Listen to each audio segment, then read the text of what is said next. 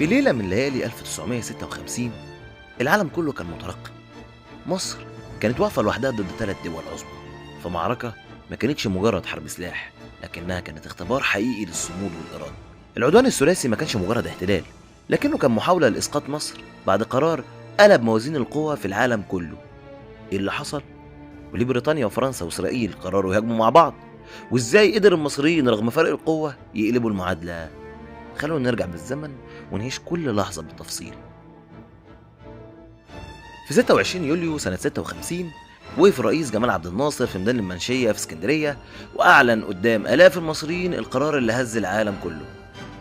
قرارنا هو تأميم الشركة العالمية لقناة السويس البحرية شركة مساهمة مصرية. والكلام كان واضح، قناة السويس اللي بريطانيا وفرنسا كانوا بيكسبوا منها ملايين بقت ملك لمصر. هو ليه القرار ده كان كارثي بالنسبة للغرب؟ القناة كانت طريق تجارة رئيسي للبترول الأوروبي.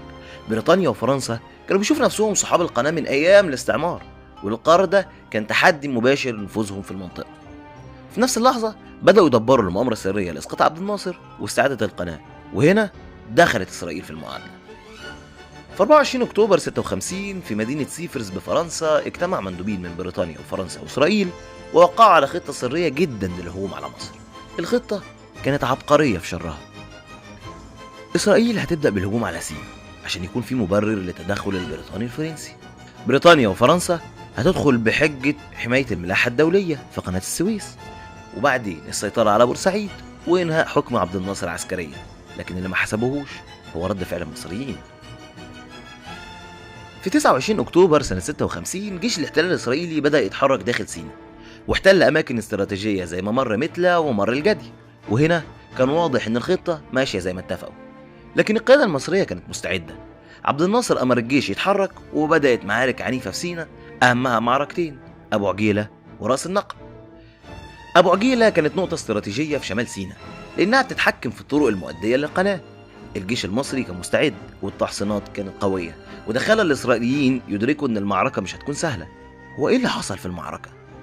الجيش الإسرائيلي بدأ بهجوم مكثف من المدفعية والطيران، وضربوا المواقع المصرية لأكثر من 5 ساعات متواصلة بحيث ينهكوا الدفاعات.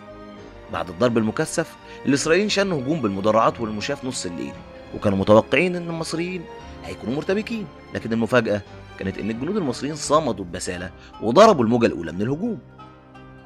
الإسرائيليين اضطروا يستخدموا مناورة اسمها المناورة بالالتفاف، بحيث يهاجموا المواقع من الخلف بعد ما يتسللوا عبر الطرق الصحراوية الجانبية، وده أجبر المصريين على الانسحاب بعد ما قاموا بشدة وخسروا عدد كبير من الرجالة.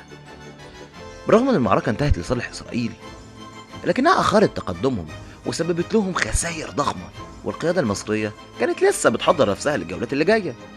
بعد أبو عجيلة الجيش الإسرائيلي حاول يتقدم بسرعة ناحية قناة السويس، وكان لازم يمر عبر منطقة رأس النقب، وهي سلسلة جبال وعرة بتتحكم في الطريق الرئيسي للقناة. طب وإيه برضو اللي حصل في المعركة دي؟ القيادة المصرية توقعت الطريق اللي هيمشي فيه العدو وعملت كمائن على امتداد الممرات الجبلية، وأول ما المدرعات دخلت الجبال المصريين هاجموا من القمم العالية وضربوا المدرعات بالمدافع المضادة للدبابات. رغم التفوق الإسرائيلي الجوي المعركة كانت في مصلحة المصريين لفترة، لكن نقص الإمدادات والأسلحة الحديثة أجبرهم برضه يتراجعوا بعد ما قدموا ملحمة بطولية في الصمود. الخسائر كانت كبيرة للطرفين، لكن المقاومة المصرية كانت أقوى مما توقعه الإسرائيليين.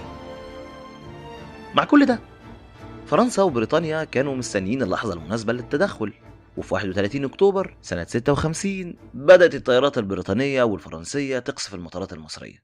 كان هجوم غير مسبوق وضربوا في سيناء وبورسعيد والسويس.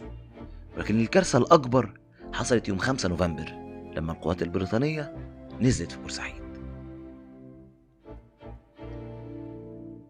المدينة كلها كانت صاحية، مش خوف لكن استعداد.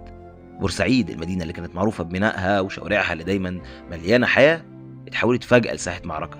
مش جيش ضد جيش، لكن شعب قرر انه ما يسيبش أرضه لحد.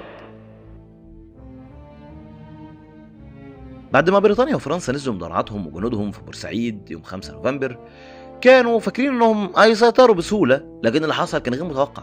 مفيش جيش قدامهم بس كان في صيادين، عمال، طلبة، ستات وأطفال، كل واحد بقى جندي بطريقته.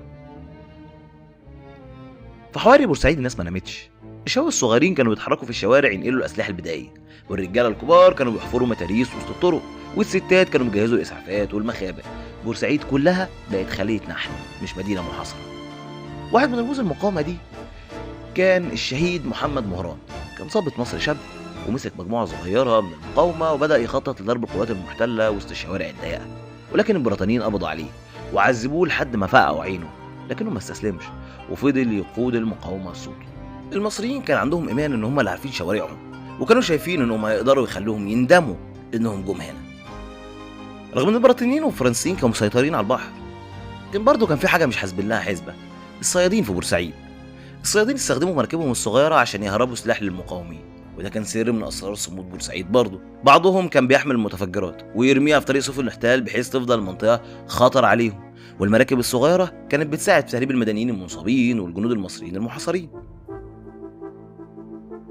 البريطانيين كانوا بيحاولوا يسيطروا على بورسعيد، لكنهم كانوا ماشيين في شوارع ضيقة، والشباب واقفين في الأسطح ورا الشبابيك بيهاجموا الجنود في كمائن مبتكرة.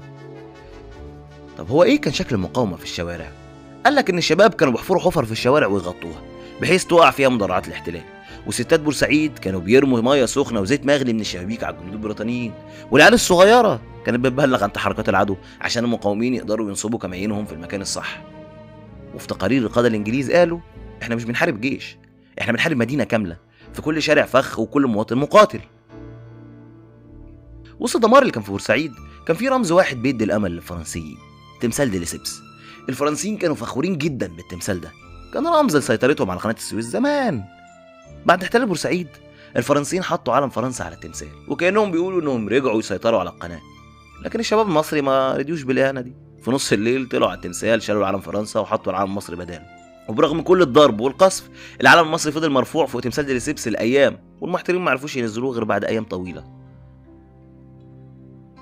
في الوقت اللي كانت القوات البريطانيه والفرنسيه اقوى، المقاومه المصريه صمدت 10 ايام كامله، وده كان كفايه عشان يضغط على العالم كله. في 6 نوفمبر 56 حصلت المفاجأة الكبرى: الاتحاد السوفيتي هدد بتدخل عسكري ضد بريطانيا وفرنسا، وأعلن دعم مصر بالشكل الكامل. زعيم الاتحاد السوفيتي وقتها قال إن لو ما سحبوش فورا مش هنقف إحنا كمان نتفرج. في نفس الوقت أمريكا بقت في موقف محرج، وكانت خايفة من الاتحاد السوفيتي يستغل الأزمة لصالحه، فمارست ضغوط دبلوماسية ضخمة على بريطانيا وفرنسا للانسحاب. وفي 7 نوفمبر اضطرت الدول الثلاثة إنها توقف الهجوم وتنسحب انسحاب كامل. مصر انتصرت رغم انها كانت بتحارب لوحدها، والمقاومة الشعبية سطرت ملحمة خلدها التاريخ.